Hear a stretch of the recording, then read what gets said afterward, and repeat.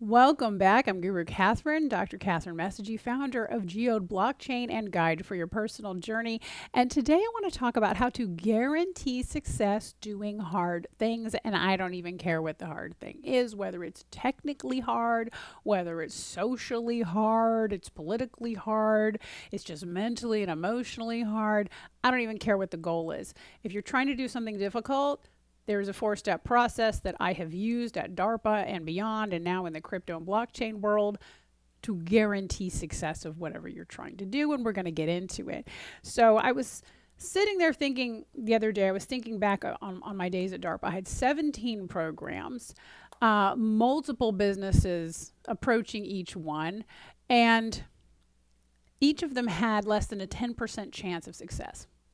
17 programs, each with a less than 10% chance of technical success. And they were all successful, 100%. Statistically, only 2 of them should have made it.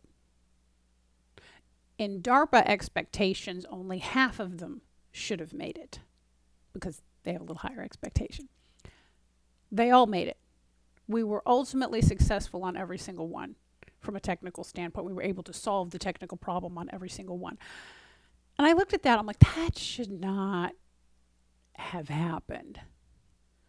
How did that happen? And I got to tell you, it's not luck. It's a process. So let's start into it. There are 4 steps. I'm going to go through them quickly now, and then we're going to get into detail on each one. Overall, we're going to keep the whole thing quick, so make sure you watch all the way to the end.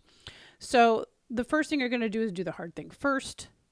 Second, you're going to take multiple approaches to each thing. You're going to ask for help, and you're going to make it known that this is a problem you're working on. And then it's action and persistence. That sounds incredibly simple, but you need to know the details on each one of those. So let's get into it. Number 1, do the hard thing first. So whatever it is you're trying to accomplish, whether it is technically difficult, mentally and emotionally difficult, socially difficult, I don't care if you're trying to put a civilization on Mars, whether you're trying to build something that's just technically has never been done, or you're not quite sure how to do it. Maybe you're trying to raise a VC round. I'm there right now. It's a hard thing. It's not technically hard. It's more kind of mentally hard, socially hard. It doesn't matter if you're trying to learn how to run a marathon, write your first novel. It does not matter. Whatever the hard thing is, this is how you're going to approach it. So step 1, do the hard thing first. So you're going to break that task up into smaller tasks, right? What are all the things that need to happen in order to reach your goal? Well, we're going to have to figure out these 3 things, how to do these 3 things. Or let me give you an example. So we're working on the first see-through display, a pair of glasses with a see-through display. This is way before Google Glass, before Ray-Ban Meta. You're welcome. We were pioneering that technology to get the industry started. In trying to figure out how to do that, we had to figure out how to construct the glass such that you could put an image on it. And then separately, we had to figure out how to put the image on the glass. Do you put it in the glass? Do you project it onto the glass? Which way do you do that without anybody in front of you being able to see? Right, there were hard problems. So you list out the tasks. Let's suppose you're trying to write a book. Well, what needs to happen in order for you to actually publish your book? Well, you're going to have to write it. Okay, now break that down further. You need a table of contents. You need the actual writing. You're going to need the book cover. You got to figure out how to distribute it. Let's suppose you're trying to win a championship in weightlifting in your age group. You know, what's the hard thing? Well, I have to find a contest. I have to enter the contest. I have to train for the contest. The hard thing is probably training consistently, right? Or staying consistent. So you reach down into that, break that task up into a bunch of little pieces, and figure out what is the hard part. What is the hardest thing? Mentally, financially, technically, and start with the hard thing first. Conquer the hard task first. For example, If you can be consistent in your training schedule, you're much more likely to be successful in your competition. If you can be consistent in your writing schedule, or if you can get your table of contents in, you're much, much more likely to be ultimately successful. Or maybe it's book distribution because you don't know anything about it. Maybe that's the hard task. You need to go figure out how you're going to distribute this thing once you've written it. And so whatever the hard thing is, figure out what the hard task is. In Geode's case, the hard task was, well, there were two: getting the chain up and running, having a nice, stable, functioning, secure chain. That's easier said than done. And then actually writing the smart contracts, the kind of contracts that we wanted to write, the apps we wanted to write. The memory management on that was incredibly difficult. So the strategy of the structure of the logic of those contracts and what we're saving and what we're not and what we're writing to chain was the hard part. So anyway, do the hard part first. Why? Because it's momentum and it's all downhill from there. So every time you'll do the next hard thing and the next hard thing and the next hard thing.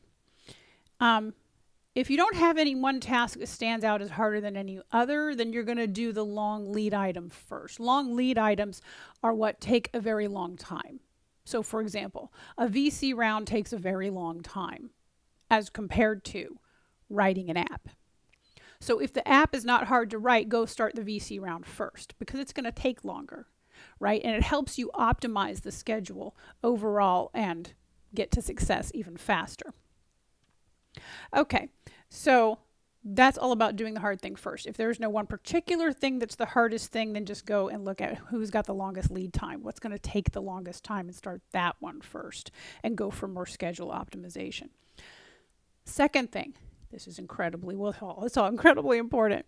The second thing you need to do after you've done the hard thing first is you need to have multiple approaches. You need to be working parallel paths, right? You need to have 1, 2, 3, 4, 5 different approaches that could solve what you're trying to solve, and do them all at the same time. Try them all at the same time. Now, if you do not have the time or money to do that, which you may not, that's big budget and possibly big teams to try multiple approaches in parallel, then what you'll do is you'll make a list of all the different approaches you could take to solve this. I want 3, 4, 5. I'll take 10 different approaches if you can come up with them. Sit there and brainstorm what are all the ways you could solve that first task and the second and the third, but we'll worry about one at a time. What are all the ways you could solve it? What is the most likely to succeed?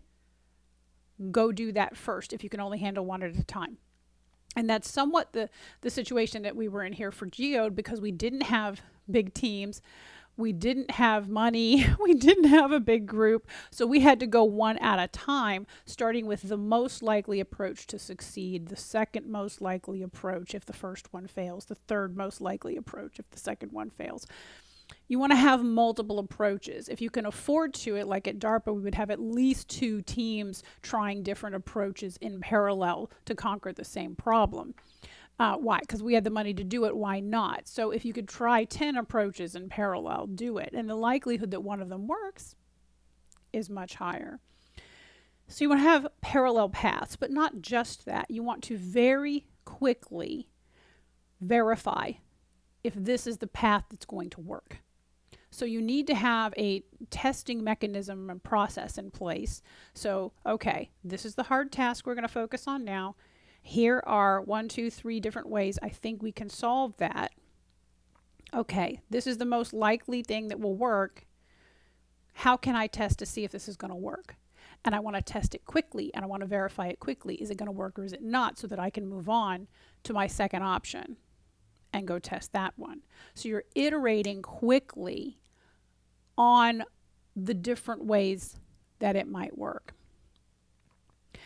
And I want a pipeline of new approaches coming in continually. So for example, let's say you can think of 2 different ways to approach the hard task, either one of which might work. That's great.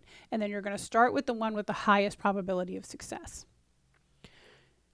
I still want you to be coming up with a third idea and a fourth idea and a fifth idea and a sixth idea. I want you to keep coming up with new approaches that might work if the first two don't work. And I want a prioritized list, and you want a continual pipeline of new ideas on how you might conquer that. So not just multiple approaches. Try them in parallel if you can, if you have the time and money. If not, prioritize. But I want a pipeline of additional approaches that might work, so that you've always got something new to try. And you verify each one in turn. Try it, test it. Is this going to work? Yes, it looks like it's going to work. Pursue it deeply. Test it. Does this look like it's going to work? No. Move on to the next one. Test it. Is this going to work? No. Move on to the next one. And you iterate quickly to find the one that's going to work, and then you go deep on that one. So, number one was do the hard thing first. If it's not the hard thing, it's the long lead item. Number two is I want multiple approaches. You're trying multiple approaches at the same time if you can. If not, you're prioritizing it based on probability of success, and you have a continual pipeline of new approaches to try for every single task and subtask in that program, in whatever you're trying to do. The third thing is to ask for help. You want to make it known that you're working on this problem. Why? Because it feeds into the first two. If you make people aware that you're working on this challenge, people will come in and start to offer help. They may have a perspective you need. They may have some experience that you don't have, and they may be able to show you another way that you might tackle that hard task. Maybe they already tackled that hard task and they can tell you what's a good way to do it. Maybe it's only hard because you've never done it before. So as we began to raise our first VC round, the first thing I did is go talk to a whole bunch of people who've already done it and get advice because, well, I've never done it before, not on the commercial side. So how's it done on the commercial side? How's it done in the crypto world? What do I need to know? What does it mean to be successful? How do I do that? What's the hard task? What are the approaches that work? And go get that information. Be really, really open to what people with more experience can tell you. Because if they've been there and done that, you better listen. You need to know. Don't think you're going to do it better. No, you're not. I don't care how creative you are. If they've been there and done that and done it successfully, you need to understand, you need to listen, and you need to be taking notes, and you need to understand that that path has already been built. Now, if you're trying to do something where the path has not been built before, truly, truly unique, something really completely out of the blue, then you're fooling yourself. Because ultimately, whatever you're doing, if it's a technical development, there are people who have done hard technical developments. I don't care if it's exactly what you're doing. Go talk to them and learn from them. If it's, any kind of fundraising, ours is unique. Yeah, sure, they all are. Go talk to people. There are people with experience that you can learn from. Go learn. And they may even get excited and want to help you out. And that's even better because now you have a bigger team and you can try more things in parallel. See how that feeds back in? The fourth step, you're not going to like this one. The fourth step is action and persistence. You cannot sit on your butt and expect to accomplish anything. You have to take action and you have to be persistent. And I don't just mean I'm going to do a little bit every day. No, you need to obsess. You need to obsess over it. You need to decide that this is going to happen. You need to decide that you are going to find the approach that works. And you need to decide the time frame in which it will be successful. Well, now what if you don't hit your time frame? If setting a deadline for yourself and then you don't hit that deadline and then you're really demoralized, strengthen your mind. The time frame is a goal. The time frame actually gives you something to shoot for. If it takes you a little longer, that's okay. But what if you do it faster? I constantly amaze myself that I set my time frames what I think is near term and everything happens even faster. Even faster, because you just have to decide that it's going to be, and you have to get off your butt and take action. And you have to be persistent in taking action, you have to grind. You're going to have to grind. I'm sorry. But that's the truth.